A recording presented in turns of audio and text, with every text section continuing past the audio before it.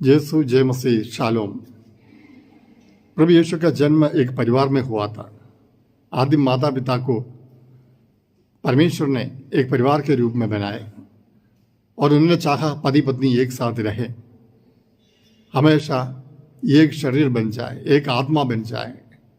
लेकिन आज हम देखते हैं अनेक परिवार में फूट है, अनेक परिवार में पति पत्नी आपस में लड़ते रहते हैं या एक दूसरे के खिलाफ हो जाते हैं, सभी लोगों के साथ मिलजुल कर रह नहीं पाते हैं।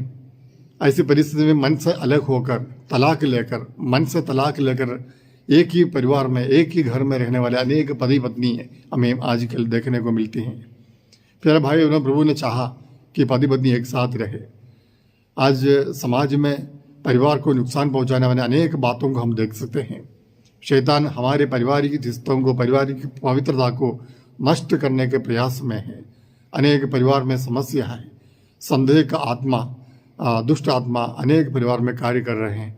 आपस में लड़ना, झगड़ा करना, एक दूसरे को स्वीकार नहीं करना, एक दूसरे की कमजोरी को समझ नहीं पाना और एक दूसरे के खिलाफ हो जाना।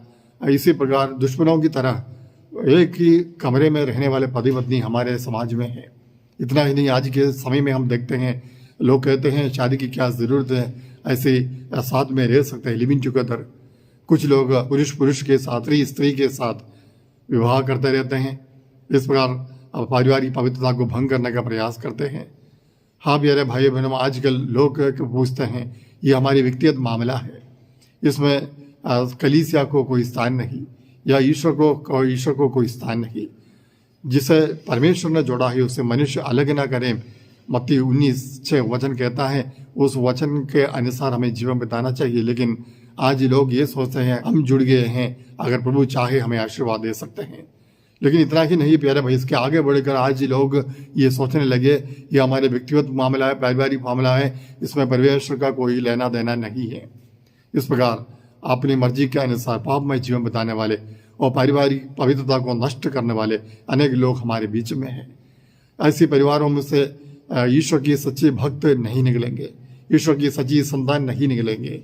इसलिए हमें अपने परिवार की पवित्रता को बनाए रखने के लिए, बरकरार रखने के लिए हमें प्रार्थना करनी चाहिए, कोशिश करनी चाहिए। कितनी भी बड़ी बलिदान कुर्बानियाँ देनी क्यों ना पड़े, हमें उसके लिए तैयार होना चाहिए।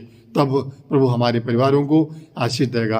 पति पत्नी को ईश्वर ने जोड़ा है, ईश्वर ने उन्हें एक बनाया है, एक शरीर और एक मन बनाया है, वे कभी अलग ना हो जाए। परमेश्वर आप सबको आशीष दे।